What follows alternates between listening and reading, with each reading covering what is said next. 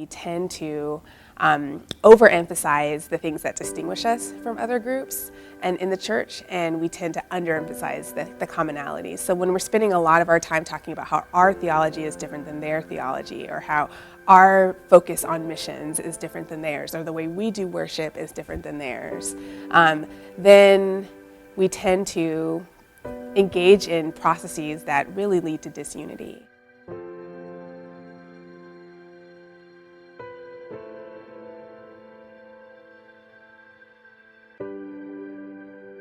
We're invested in our worldview, we're invested in our systems, we're invested in our theology, we're invested in our orthopraxy, just even how we live out our faith. Like, we've all spent so much time thinking about it, going to seminary, some of us, going to conferences, reading books. We care. We care about the way that we interact with Jesus. And I think that's wonderful, and I think that's beautiful. But I think because we're so invested in our way of doing things, it's easy for us to think, well, another way is definitely the wrong way. And so we aren't even open to listening. And oftentimes our perceptions of other groups are that they're definitely wrong, that they definitely are less logical than us, that they definitely don't value scripture as much as we do, that they definitely don't love like we do. And the problem is that we haven't really interacted with them in meaningful ways to really find out.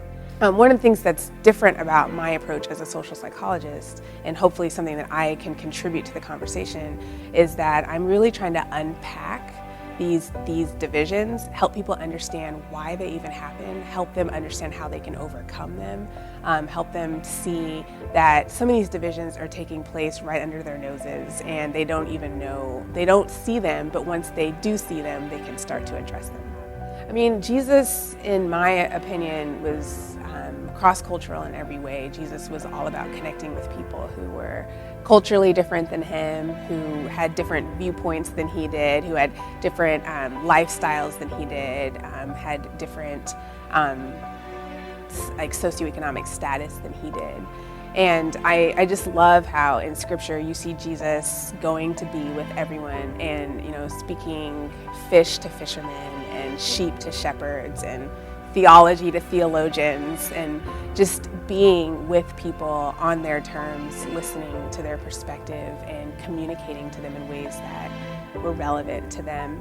And I see him as our example. Like, he's the head of this body, and he's connected to all of us, and he's listening to all of us, and he's inviting all of us to participate in the work that he's doing. And we need to sort of get on board with that and say, well, if Jesus is connected to the hand and is working with the hand, then maybe I should be working with the hand too.